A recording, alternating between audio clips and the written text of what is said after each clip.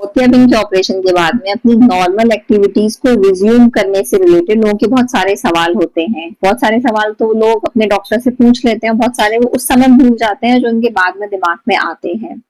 तो आइए आज की इस वीडियो में मैं doctor Pallavi Mishra post cataract surgery आप अपनी जो नॉर्मल डेली रूटीन है वो कब रिज्यूम कर सकते हैं के बारे में आपको जानकारी दूंगी। पूरी जानकारी के लिए मेरे इस वीडियो को एंड तक जरूर देखिएगा और अगर मेरा वीडियो आपको पसंद आता है तो मेरे चैनल को सब्सक्राइब करिएगा और मेरे इस वीडियो को बाकी लोगों के साथ में शेयर करिएगा।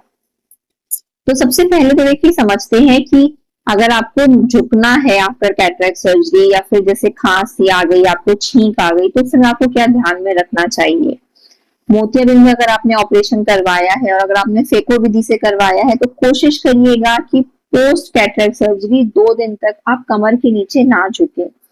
इसको कारण क्या होता है इसका कि देखिए जब हमारा मोतियाबिंद का ऑपरेशन होता है तो हमारी आंख में चीरे लगाए जाते हैं, तो उन चीरों को हील करने में थोड़ा सा समय लगता है। तो अगर हम कमर के नीचे झुकते हैं तो हमारी आंख का प्रेशर बढ़ता है और वो हमारी जो इंसिजन लगाए गए हैं आंख में उनको हील करने में दिक्कत कर सकता है या फिर वो हीलिंग थोड़ी सी प्रोलॉन्ग कर सकता है।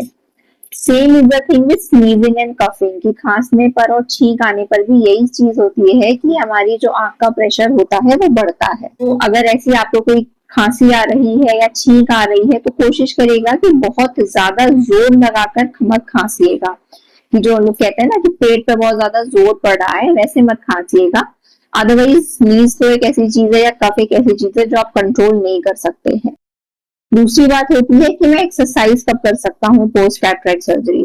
तो देखिए एक्सरसाइज भी कई तरीके की होती है। अगर आप हल्की फुल्की डेली की वॉक करते हैं, हल्का फुल्का कार्डियो करते हैं, थोड़ा बहुत योगा मेडिटेशन ऐसी आपको एक्सरसाइज कर रहे हैं तो आप ऑपरेशन के 1 या 2 दिन के बाद से रिज्यूम कर सकते हैं।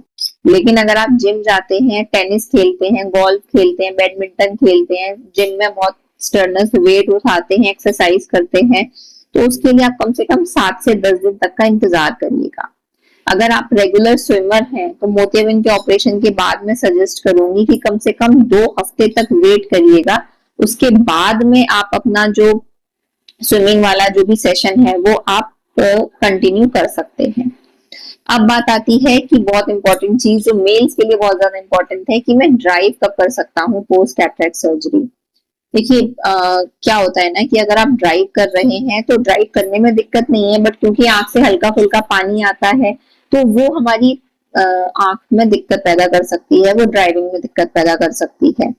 दूसरी बात ये होती है कि अगर आप मोतियाबिंद के ऑपरेशन से पहले चश्मे का नंबर लगा रहे होते हैं और जो हाई पावर ग्लासेस होते हैं तो उस केस में हम ड्राइविंग कैसे करें। तो उस केस में 3 ऑप्शंस होते हैं। पहला तो ये होता है कि आप जो चश्मा लगा रहे हैं वो लगाते रहिए, बस अपनी ऑपरेटेड आई में जो शीशा होता है उसको हटा दीजिए, या फिर आप जिस आंख का ऑपरेशन नहीं हुआ उस आंख में आप कॉन्टेक्ट लेंस पहन सकते हैं।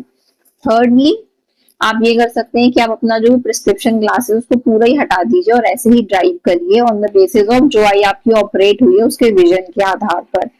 ड्राइविंग भी आप मोतियाबिंद के ऑपरेशन के बाद कम से कम हफ्ते 10 दिन के बाद में अपनी जो ड्राइविंग है वो रिज्यूम कर सकते हैं। एक समस्या ये आ सकती है क्योंकि ऑपरेशन वाली आंख से आपको अच्छा दिख रहा होता है और जिस आंख का ऑपरेशन नहीं हुआ होता है उसमें आपको धुंधलापन है, तो एक हल्का सा डिसबैलेंस पैदा हो सकता है दोनों आंखों के बीच में। तो ऐसे केस में आप कोई भी बाजार से एक सस्ता सा चश्मा ले सकते हैं जो आपकी दोनों आंखों के प्रिस्क्रिप्शन को सूट करता हो। वो एक अच्छा नंबर ही होगा आपका, वो आपको ऑब्वियसली वो आपका एक्चुअल नंबर नहीं होगा, बट फॉर द टाइमिंग आप वो चश्मा यूज कर सकते हैं। और मेरा यकीन मानिए कि ऐसा नहीं होगा कि अगर आप हल्का फुल्का ऊपर नीचे का प्रिस्क्रिप्शन पहन रहे हैं तो आपकी आंख को बहुत ज्यादा नुकसान करेगा। एक बात मैं आपसे कहना चाहूंगी कि मोतियाबिंद के ऑपरेशन को आप प्लीज ये मत समझिए कि मुझे अगले दिन से ही मेरी पूरी रोशनी आ जाएगी। कुछ लोगों को ये लगता है कि मोतियाबिंद का ऑपरेशन के बाद में मुझे नेक्स्ट डे से ही मेरा विजन 6-6 हो जाना चाहिए। ये उम्मीद करना वैसा ही है जैसा ये उम्मीद करना कि अगर हमने अपना हिप ट्रांसप्लांट करवाया है या नी ट्रांसप्लांट करवाया है तो मैं नेक्स्ट डे से मैराथन दौड़ने लगूं। अगर वो आपकी उम्मीद नहीं होती है तो वैसे ही मोतियाबिंद के ऑपरेशन के तुरंत बाद में आपका विजन 6 नहीं होता है, उसमें हल्का सा समय लगता है, घाव को भरने में भी समय लगता है और उसी के लिए ये रिस्ट्रिक्शन होती है आपकी डेली यूज की या जो डेली एक्टिविटीज है उसकी। अच्छा, अब देखते हैं कि आप अगर ऑपरेशन से पहले से कोई और दवाई खा रहे थे, कोई प्रिस्क्रिप्शन मेडिसिन खा रहे थे, बीपी की, शुगर की, खून पतला करने की, तो खून पतला करने की अगर आप कोई दवाई खा रहे हैं तो उसको तो अभी हम बाद में डिस्कस करेंगे, लेकिन उसके अलावा अगर आप ब्लड प्रेशर की, शुगर की या कोई भी और दवाई खा रहे हैं तो उसके लिए कुछ रिलेशन नहीं होता है हमारे कैटरेक्ट सर्जरी से। कोई भी और दवाई, इनफैक्ट डॉक्टर बोलते हैं कि अगर आप कैटरेक्ट सर्जरी करवाने आए हैं तो अपनी ब्लड प्रेशर की, अपनी डायबिटीज की दवाई उस दिन ले कर आइए, मतलब उस दिन खा कर आइए।